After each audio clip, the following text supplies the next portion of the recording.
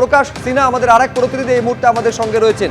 এক তো হচ্ছে কোর্ট প্রসিডিং নিয়ে তোমার কাছেও জানতে চাইবো প্রকাশ, এবং এটাও নজিরবিহীনভাবে দেখা গেল যতটা তৎপরতা এবং ব্যবস্থাপনা সঞ্জয় রায়কে যখন কোর্টে নিয়ে আসা হচ্ছে সেই সময় ছিল সম্ভবত তার দ্বিগুণ ব্যবস্থা এবং দ্বিগুণ তৎপরতা শিয়ালদা কোর্ট থেকে যখন বের করা হচ্ছে সঞ্জয় রায়কে তখন পুলিশের তরফে দেখা গেল।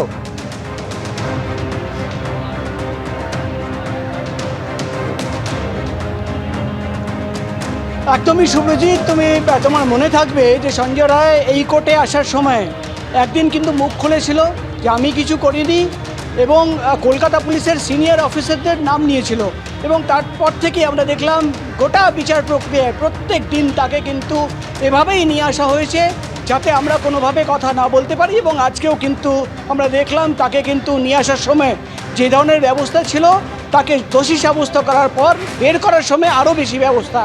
এতদিন ধরে সব্যজিৎ সঞ্জয় রায়কে আমরা কিন্তু অভিযুক্ত বলেছি, আজকে কিন্তু তাকে দোষী সাব্যস্ত করা হলো এবং এবার তাকে কিন্তু অপরাধী বলাই যায়, এবং তার কি সাজা হবে সেটা সোমবার দিন ঠিক হবে।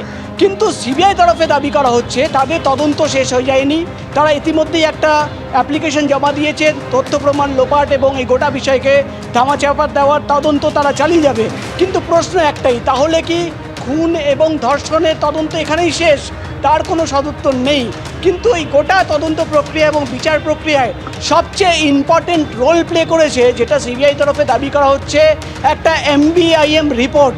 অর্থাৎ সিবিআই তরফে দাবি করা হচ্ছে মাল্টি ইনস্টিটিউশনাল মেডিকেল রিপোর্ট।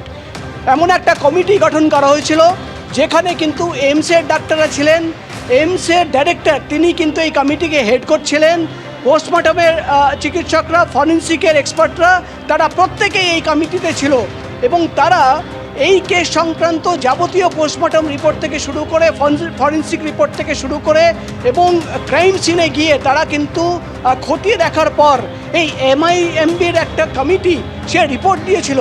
সেখানে কিন্তু কমিটি যে রিপোর্টে বলেছিল যে তারা মনে করছে এই গোটা ঘটনা কিন্তু সঞ্জয় রায় একাই ঘটিয়েছে।